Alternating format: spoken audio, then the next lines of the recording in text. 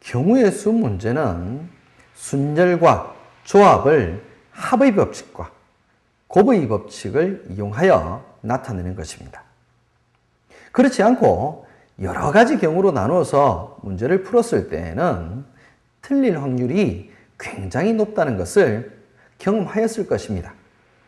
이 문제에서는 알파벳이 시작하는 위치가 다르므로 각각의 시작 위치에 따라 나누어 생각하는 방법도 있겠지만 끝나는 곳은 지 한 곳입니다. 그래서 지부터 역으로 생각해서 접근해야 합니다.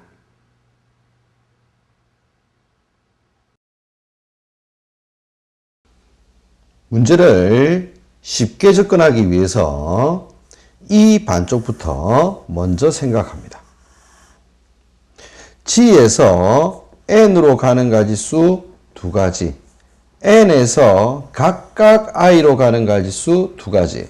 그래서 G에서 T로 가는 가지수는 2의 7승가지.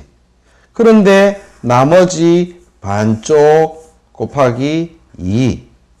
중복된 부분 마이너스 1. 그래서 255. 답은 3번입니다.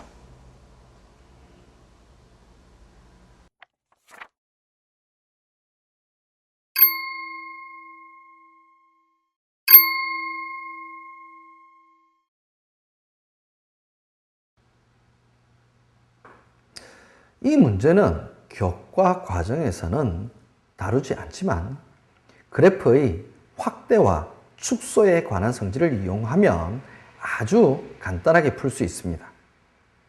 이 확대와 축소에 관한 성질은 그리 어려운 것이 아니기 때문에 조금만 주의 깊게 생각해 본 학생이라면 어느 정도 느끼고 있을 수 있는 성질입니다. 본 강의에서 설명하겠지만 이 확대와 축소에 관한 성질은 그래프를 이용한 모든 단원, 즉 수1뿐만이 아니라 수2와 미적분하게 아주 유용하게 쓰일 수 있는 성질입니다.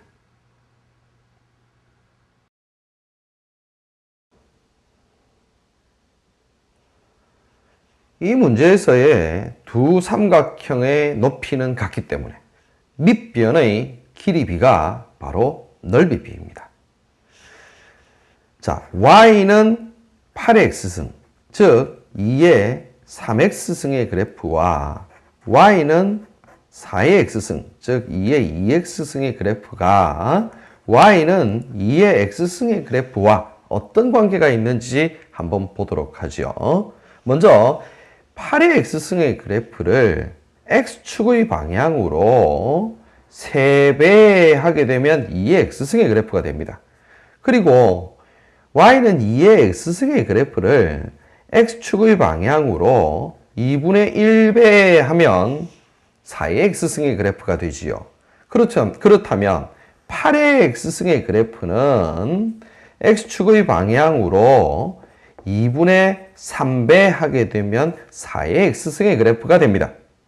자, 이 삼각형의 넓이가 20이지요. 그렇다면 이 삼각형의 넓이는 이 삼각형의 넓이의 2분의 3배인 30이 됩니다.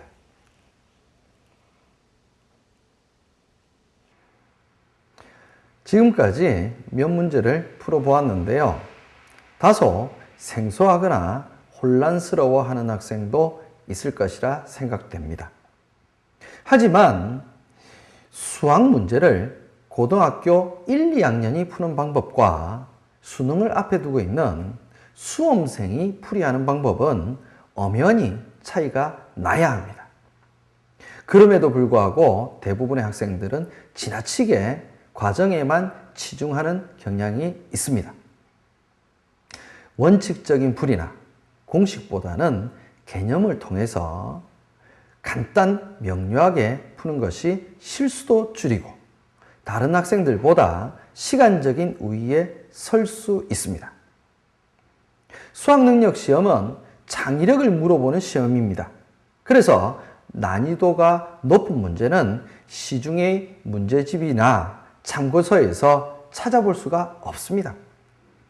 수학능력 시험에서 높은 점수를 얻으려면 같은 문제라 하더라도 다양한 접근 방법을 통해서 빠르고 정확하게 답을 구하는 것입니다. 그리고 제가 풀이하는 방법이 가장 이상적인 풀이라는 것은 아니고 가능성을 제시하는 것뿐입니다. 가장 이상적이고 완벽한 풀이는 여러분들의 몫입니다.